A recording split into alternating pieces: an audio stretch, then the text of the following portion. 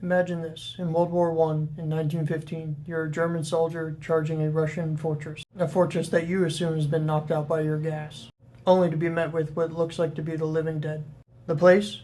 Auschwitz Fortress in modern-day Poland, where just 900 Russians, probably a good chunk of the men in this picture, faced off against around 7,000 to 8,000 Germans. On August 6th, the Germans launched a massive gas attack with chlorine and bromine gas, followed by a heavy artillery attack. Their goal, to wipe out the defenders and easily take over the fortress. The Russians didn't have any proper working gas masks, or if they did, they were damaged during battle. So instead they tied wet rags around their faces, soaked in water or even their urine.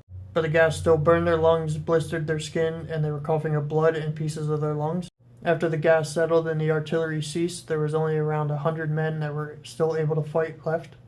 So these 100 half-dead Russians, wounded, coughing up blood and lungs, faces wrapped with masks that are covered in blood, rose from the trenches and counterattacked. When the Germans saw them stumbling forward, looking like corpses brought back to life, they were terrified and panicked, so they broke ranks and fled as fast as they could, causing them to get caught up in their own barbed wire and be easy targets for the Russians, and the Russians' remnant of their artillery fired on them.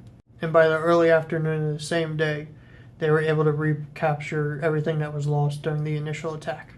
The fortress was evacuated a week later, but the events went down in history as the attack of the dead men, a moment where determination and horror turned the tide, even if just briefly.